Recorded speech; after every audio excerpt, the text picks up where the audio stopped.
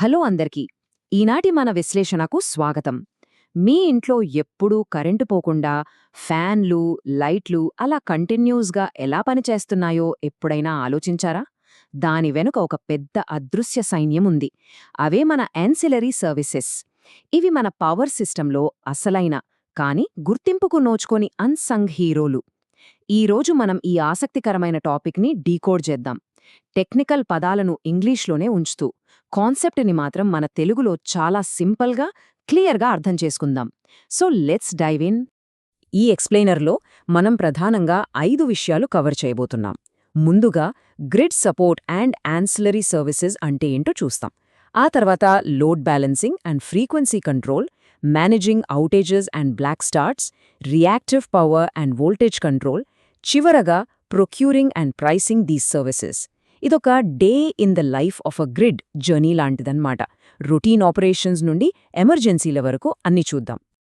Okay, మన మొదటి chapter grid support and ancillary services, the invisible backbone.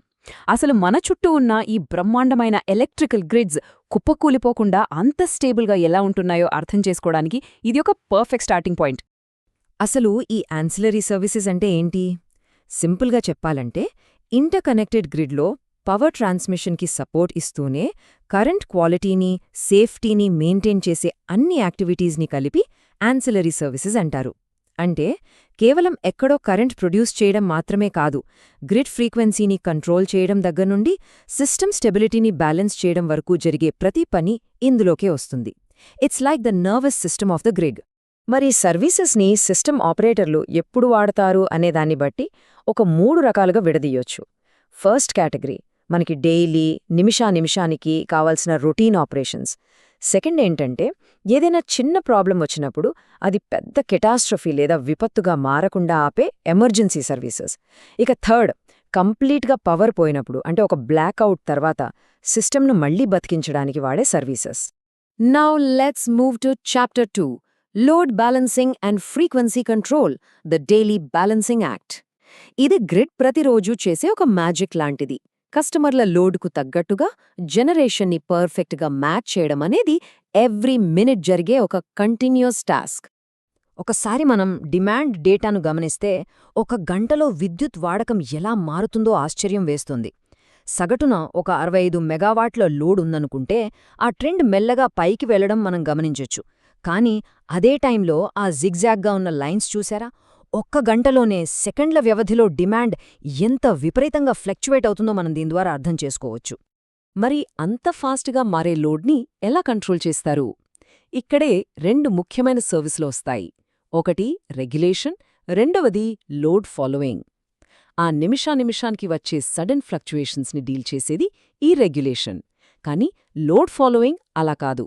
అది ఆ గంటలో నెమ్మదిగా మారుతున్న ట్రెండ్ను ట్రాక్ చేసి షెడ్యూల్ పీరియడ్ ఎండ్ అయ్యేసరికి జనరేషన్, లోడ్ 2 బ్యాలెన్స్ ఎలా చూసుకుంటుంది. ఈ 2 ఒకే లోడ్ కర్వ్లోని వేరువేరు పార్ట్స్ని హ్యాండిల్ చేస్తాయన్నమాట.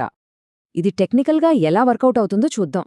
దీనికోసం ప్రైమరీ ఫ్రీక్వెన్సీ రెగ్యులేషన్లోని జనరేటర్ డ్రూప్ క్యారెక్టరిస్టిక్ని అర్థం చేసుకోవాలి. ఫ్రీక్వెన్సీ కొద్దిగా మారినప్పుడల్లా జనరేటర్ పవర్ అవుట్పుట్ దానికి ప్రొపోర్షనల్గా ఎలా అడ్జస్ట్ అవుతుందో ఈ కాన్సెప్ట్ చెప్తోంది. సింపుల్గా చెప్పాలంటే, ఫ్రీక్వెన్సీలో వచ్చే చిన్న మార్పులకు గ్రిడ్ తనంతట తానుగా ఆటోమేటిక్గా ఎలా రియాక్ట్ అవుతుందనేది ఇక్కడ కీలకమైన పాయింట్. దీని ఒక ఎగ్జాంపుల్తో చూస్తే, ఒకే లోడ్ని షేర్ చేసుకుంటున్న 2 జనరేటర్ యూనిట్లు ఉన్నాయనుకోండి. సడన్గా డిమాండ్ పెరగగానే ఆ 2 యూనిట్లు తమ స్పీడ్ని కాస్త తగ్గించుకుని ఎఫ్ ప్రైమ్ అనబడే ఒక కొద్దిగా తక్కువ ఆపరేటింగ్ ఫ్రీక్వెన్సీ దగ్గర సెటిల్ అవుతాయి. ఒకదానిపైనే భారం పడకుండా 2 యూనిట్ల మధ్య ఆ లోడ్ని బ్యాలెన్స్ చేసుకునే ఒక బ్రిలియంట్ మెకానిజం ఇది. ఇక 3వ chapter, managing outages and black starts, handling the unexpected. ఇప్పటివరకు అంతా బాగానే ఉంది, కానీ ఏదైనా జనరేటర్ సడన్గా ఫెయిల్ అయితే అప్పుడు గ్రిడ్ ఆ విపరీతమైన ప్రెజర్ని ఎలా తట్టుకుంటుంది అనేదిప్పుడు మనం చూడబోయే ఇంట్రెస్టింగ్ పార్ట్. ఇమాజిన్, ఒక పెద్ద జనరేటర్ అకస్మాత్తుగా ఆగిపోయింది. ఫ్రీక్వెన్సీ ఒక్కసారిగా పాతాళానికి పడిపోవడం స్టార్ట్ అవుతోంది. కరెక్ట్గా ఆ క్రిటికల్ మూమెంట్లోనే స్పిన్నింగ్ రిజర్వ్ యాక్షన్ రంగంలోకి దిగుతుంది. ఫ్రీక్వెన్సీ మరింత పడిపోకుండా బ్రేక్ వేసి సిస్టమ్ని కొలాప్స్ అమ్మకుండా కాపాడి మళ్లీ మెల్లగా పైకి తీసుకొస్తుంది. That is exactly when the real magic happens. Emergency టైమ్స్లో వాడే ఈ రిజర్వ్స్లో 2 రకాలున్నాయి. స్పిన్నింగ్ రిజర్వ్ అనేది ఆల్రెడీ గ్రిడ్కి సింక్రనైజ్ అయి ఉంటుంది. సో ఏదైనా తేడా రాగానే ఒక్క సెకండ్ కూడా వెయిట్ చేయకుండా ఇమ్మీడియట్గా రెస్పాండ్ అవుతుంది. అదే సప్లిమెంటరీ రిజర్వ్ విషయానికొస్తే ఇవి గ్రిడ్కి సింక్రనైజ్ అయి ఉండవు అండ్ ఇవి తక్షణం స్పందించాల్సిన రూల్ కూడా లేదు. ఇవి కొంచెం నెమ్మదిగా బ్యాకప్ లాగా హెల్ప్ చేయడానికొస్తాయి. కానీ ఏ రిజర్వ్స్ పనిచెయ్యక పవర్ సిస్టమ్ మొత్తం కుప్పకూలిపోయి బ్లాక్అవుట్ జరిగితే that's where system black start capability comes in to play.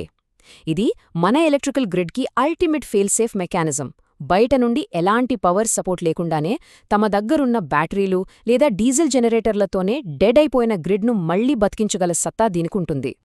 Next chapter 4 reactive power and voltage control, the local challenge. ఇప్పటివరకు మనం ఓవరాల్ సిస్టంలో ఉండే యాక్టివ్ పవర్ గురించి మాట్లాడుకున్నాం. ఇప్పుడు కాస్త లోకల్గా వెళ్దాం. ప్రతి ప్రాంతంలోనూ వోల్టేజ్ని, రియాక్టివ్ పవర్ని కంట్రోల్ చేయడం ఎంత పెద్ద ఛాలెంజ్ అనేది ఇప్పుడు డిస్కస్ చేద్దాం. అసలు ఈ రియాక్టివ్ పవర్ను ఎక్కడైతే అవసరమో అక్కడే, అంటే లోకల్గానే ఎందుకు ప్రొవైడ్ చేయాలి? ఎందుకంటే వోల్టేజ్ దాని నార్మల్ రేంజ్ నుండి జస్ట్ ఒక 5% అటూ ఇటూ అయినా సరే చాలా ఎక్స్పెన్సివ్ ఎలక్ట్రికల్ ఎక్విప్మెంట్స్ డ్యామేజ్ అయ్యే ఛాన్స్ ఉంటుంది. పోనీ ఈ రియాక్టివ్ పవర్ని లాంగ్ ట్రాన్స్మిషన్ లైన్ల ద్వారా పంపిద్దామనుకుంటే అది మన వాల్యుబుల్ ట్రాన్స్మిషన్ కెపాసిటీని బ్లాక్ చేయడమే కాకుండా విపరీతమైన రియల్ పవర్ లాసెస్కి దారితీస్తుంది. అందుకే జనరేటర్ల లిమిట్స్ తెలుసుకోవడం చాలా అవసరం. ప్రతి జనరేటర్కి ఫిజికల్గా కొన్ని లిమిట్స్ ఉంటాయి. ఆర్మచర్ హీటింగ్ లిమిట్ అని, ఫీల్డ్ హీటింగ్ లిమిట్ అని, కోర్ అండ్ హీటింగ్ లిమిట్ అని. వోల్టేజ్ని స్టేబుల్గా ఉంచడానికి జనరేటర్ రియాక్టివ్ పవర్ని ఇవ్వడం కరెక్టే, కానీ అది ఎట్టి పరిస్థితుల్లోనూ ఈ భౌతిక పరిమితులను దాటకూడదు. దాటితే జనరేటర్కే డ్యామేజ్ వస్తుంది. డిఫరెంట్ రియాక్టివ్ పవర్ సోర్సెస్ని కంపేర్ చేస్తే కొన్ని ఆసక్తికరమైన విషయాలు తెలుస్తాయి. ఫర్ ఎగ్జాంపుల్, గ్రిడ్లో సడన్గా వోల్టేజ్ పడిపోయినప్పుడు కెపాసిటర్లు పెద్దగా వర్కౌట్ అవ్వవు, ఎందుకంటే వాటి పర్ఫార్మెన్స్ చాలా ఫాస్ట్గా డ్రాప్ అయిపోతుంది. కానీ స్టాట్కామ్లు అలాగే సింక్రోనస్ జనరేటర్స్ మాత్రం అద్భుతమైన స్పీడ్తో రియాక్ట్ అయి వోల్టేజ్కి మంచి సపోర్ట్ ఇస్తాయి. అఫ్కోర్స్ దేని ప్రోస్ అండ్ కాన్స్ దానుకున్నాయనుకోండి. ఫైనల్గా మనం లాస్ట్ చాప్టర్కి వచ్చేసాం. Procuring and pricing these services, paying for reliability. అసలొక ఇండిపెండెంట్ సిస్టమ్ ఆపరేటర్ ఈ క్రూషల్ సర్వీసెస్ని ఎలా ప్రొక్యూర్ చేస్తారు, దీని వెనుక ఉన్న బిజినెస్ అండ్ మార్కెట్ ఎకనామిక్స్ ఎలా రన్ అవుతాయో ఇప్పుడు విశ్లేషిద్దాం. ఒక్కసారి ఆలోచించండి. కేవలం పవర్ని మాత్రమే అమ్మే మార్కెట్కి, పవర్తో పాటు ఇలాంటి రిజర్వ్ సర్వీసెస్ని కూడా కలిపి ఆప్టిమైజ్ చేసే మార్కెట్కి చాలా డిఫరెన్స్ ఉంది. ఎమర్జెన్సీలో వాడుకోవచ్చు కదా అని ఒక జనరేటర్ తన పవర్ని రిజర్వ్లో పెట్టుకుంటే దాన్ని అమ్ముకుంటే వచ్చే లాభాన్ని ఆ జనరేటర్ కోల్పోతుంది కదా. ఎగ్జాక్ట్గా దాన్నే లాస్ ఆఫ్ ఆపర్చునిటీ కాస్ట్ అంటారు. మరి ఆ కాస్ట్ని ఎలా బ్యాలెన్స్ చేయాలి అనేది గ్రిడ్ ఎకానమిక్స్లో ఒక కీ ఆస్పెక్ట్. సో మనం ఈరోజు గ్రిడ్ వెనుకున్న అదృశ్య శక్తుల గురించి చాలా విషయాలు నేర్చుకున్నాం. కానీ ముగించే ముందు మీకోసం ఒక ఆలోచింపజేసే ప్రశ్న.